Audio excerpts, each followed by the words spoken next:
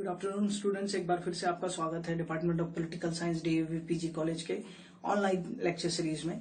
आज का जो लेक्चर है वो बीए सेकेंड ईयर के फोर्थ सेमेस्टर के स्टूडेंट्स के लिए है जो कॉन्स्टिट्यूशन ऑफ इंडिया पार्ट 2 का पेपर पढ़ रहे हैं।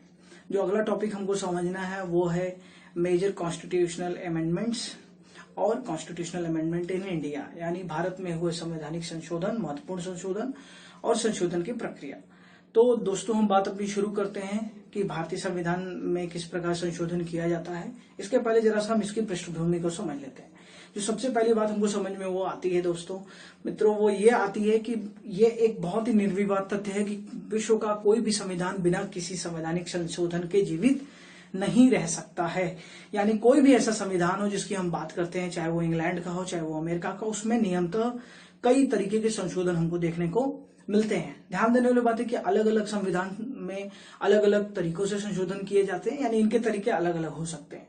ध्यान देते हैं, यदि किसी संविधान में संशोधन ठीक उसी प्रक्रिया के द्वारा किया जाता है जिस प्रकार उसमें साधारण विधि निर्माण का कार्य किया जाता है, तो उसे हम बहुत ही लचीला संविधान कहते हैं। लेकिन ठीक इसके उलट अगर संविधान में संशोधन करने के लिए किसी विशेष प्रक्रिया का प्रावधान है तो उस संविधान को हम कठोर संविधान कहेंगे। अब इस बात को हमको समझने के लिए दो तरीके की केस स्टडी को समझ लेना चाहिए, जिससे हमें कठोर संविधान और लचीला संविधान क्या होता है समझ में आ जाएगा। तो हम एक तरफ लेते हैं इंग्लैंड को और दूसरी तरफ लेते हैं अमेरिका को, क्योंकि ये दो देश आधुनिक राजनीति में भी या आधुनिक प्रजातंत्र के एक अच्छे मिसाल के रूप में कायम हुए हैं। अब अगर हम इंग्लैंड की बात करते हैं तो इंग्लैंड में हम क्या देखते हैं कि इंग्लैंड में साधारण विधि और संवैधानिक विधि में कोई परिवर्तन नहीं है, इसलिए वहां का संविधान लचीला है। ध्यान दीजिए।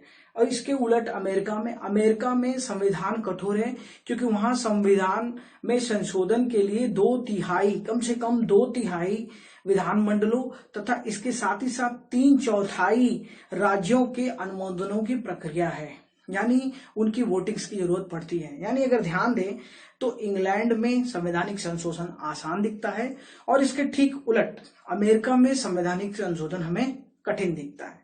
अब हम आते हैं भारत के ऊपर।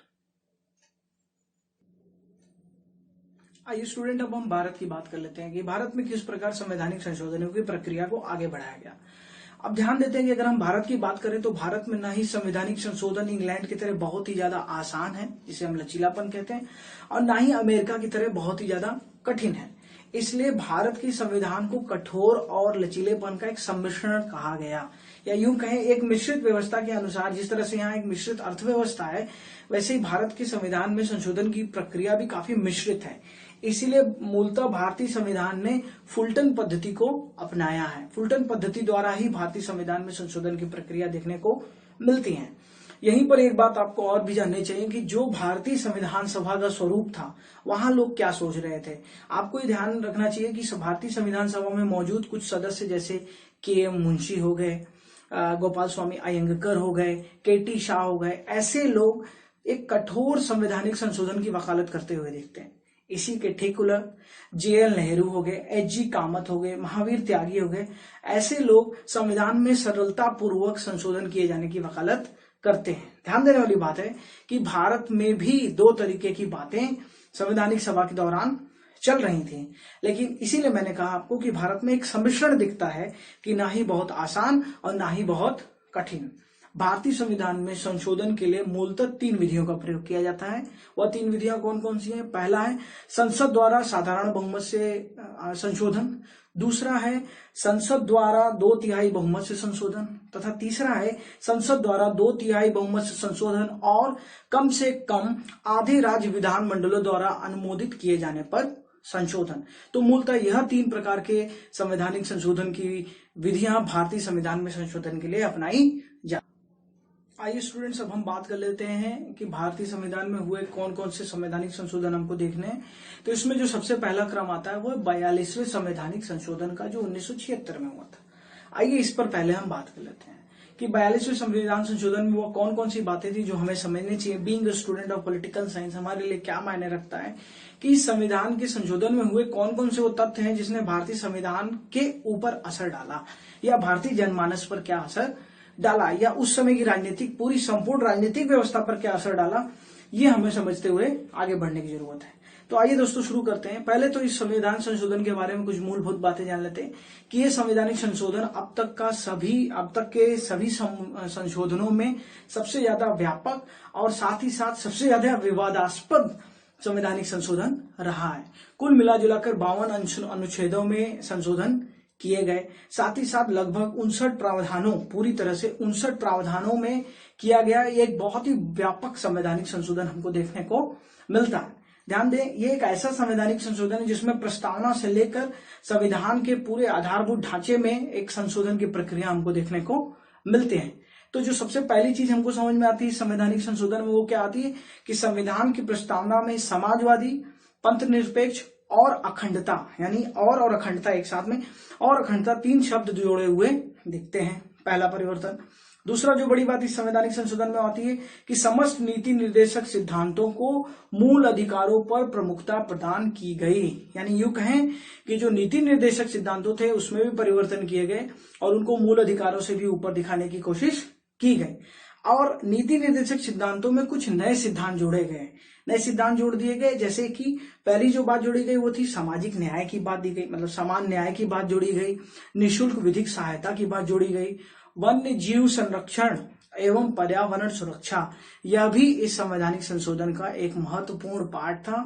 और उद्योगों की बढ़ोतरी के लिए कर्मकारों की संगठन या कर्मकारों की भागीदारी की बात भी इस संवैधानिक संशोधन में देखने को मिलती है। तीसरी बात जो इस संवैधानिक संशोधन में निकल के आती है कि वो राष्ट्रपति के लिए मंत्रिपरिषद की सलाह को मानना बाध्यकारी कर दिया गया, या यूं कहें मंत्रिपरिषद की सलाह लेना राष्ट्रपति के लिए बहुत ज्यादा नेसेसरी कर दिया गया। चौथी बात, अनुच्छेद 368 के तहत भारत स्पष्ट किया गया कि संसद द्वारा संविधान में जो भी संशोधन किए जाएंगे उसको किसी भी कोर्ट में, किसी भी न्यायालय में चुनौती नहीं दी जा सकेगी।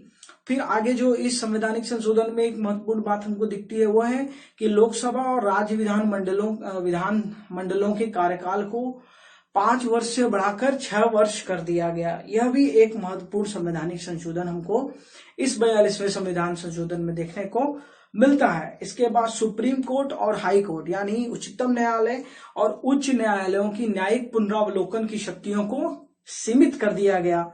साथ ही साथ केंद्र द्वारा राज्यों के अंदर केंद्रीय सैनिक बल की नियुक्ति की जा सकेगी, इसका भी प्रावधान इस संवैधानिक संशोधन में दिया गया। इस संवैधानिक संशोधन को ज्यादा व्यापक से पढ़ने के लिए हमको किताबों के अंदर जाना पड़ेगा और किताबों के माध्यम से हम ज्यादा बेहतर समझ पाएंगे। मैंने आपको इस संवैधानिक संशोधन में हुए कुछ मूलभूत परिवर्तन समझाने का प्रयास किया।